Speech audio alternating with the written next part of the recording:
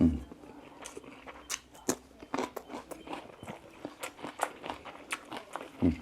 vậy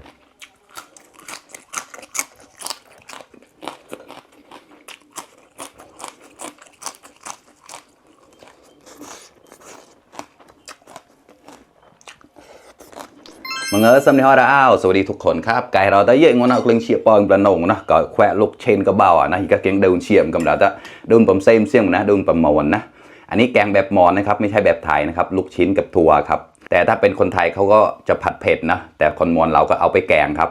กับพริกแกงตามเองครับกลับเครื่องเชียร์ก็มุจจอเราแต่เราแกะใส่มันใหญ่กับอะไรนะเชียร์มาได้เงาอะไรตามจะรู้ตัวเย็นได้เลี้ยงตามครับเนี่ยน้ำพริกปลาครับเนี่ยวุ่นไว้นะก็น้องแม่นะวุ่นไว้แต่กล่าวนะกลับตาติดเครื่องเชียร์ก็มุจจอเราแต่เรื่องวิชีที่พันเดือดไหลเดือดแฉงกันมาต่อนะไก่ตามนงนะเราอีกลายมาเมาดิตอนเชียร์ตาแบบนั้นไก่จุดรักแกะนี่นะ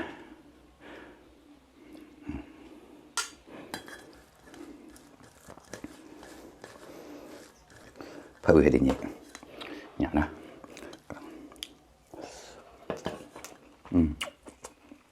บางหน่อไม้ต้มครับ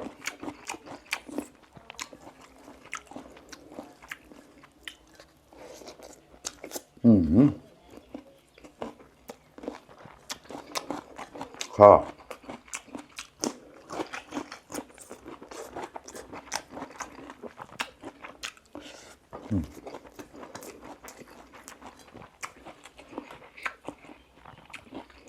เขาเนี่ยตามมาเขาเร็วอยู่แล้วละกลายพวกแหวนไหนเป่าไหนนะไหนพังโม่คือแต่นะเดี๋ยวเป่าเนี่ยเต็มอะไรหน้ามาเขาหนาวเต็มเร็วดีกลางเนี่ยเสียปอนดิอย่าเสียงงกแล้วจะมาตางงงัวเต็มไปได้ฮอดอย่าได้เกิดจนเสียตาหัวนะจีเจมันเสียปตาหัวนะตา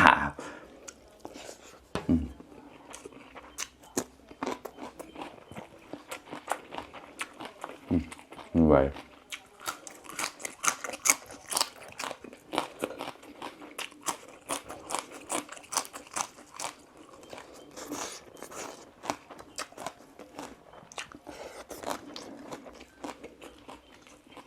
โซนค่ะ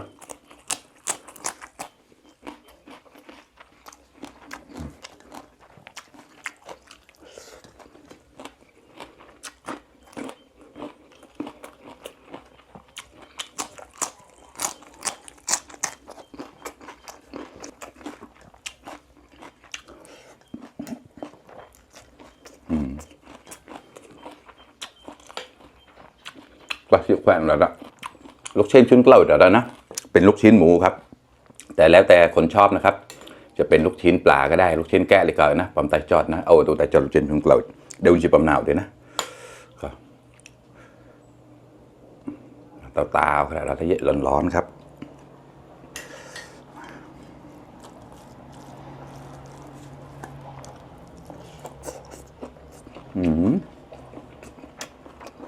ก็อร่อย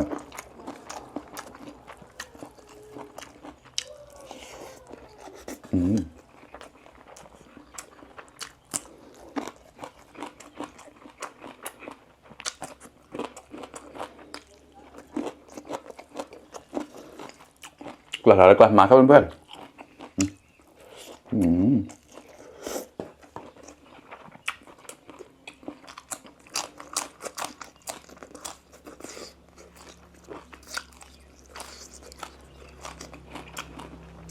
สวรรค์ข้าวอุ่นไว้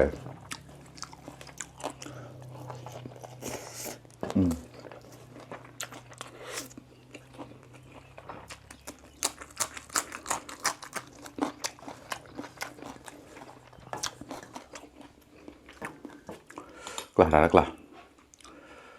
มาอยากกินเท่าไหร่ก็ตักเข้าไปเลยครับแต่จอดเลยรอได้เจ้าชินาราตะเดี๋ยวเราจะเกตแต่นะอร่อยมากแล้วก็เผ็ดด้วยนะครับเรานะกล้ามาครับเพื่อนๆมา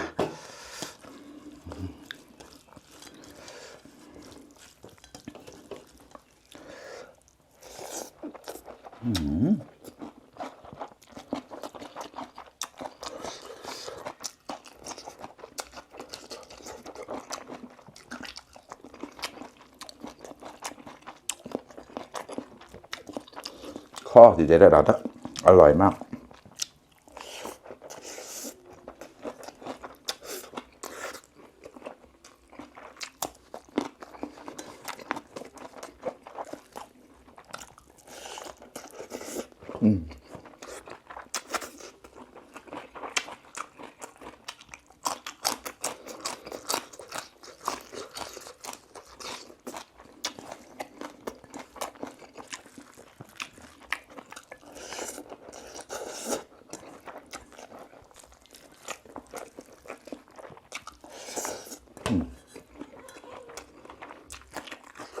เราเนี่ยเราข้อเราเลยร้อนมาก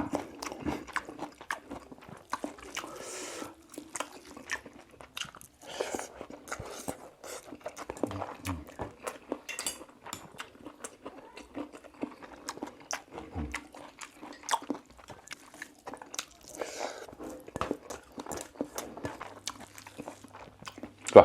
มาครับเพื่อนๆ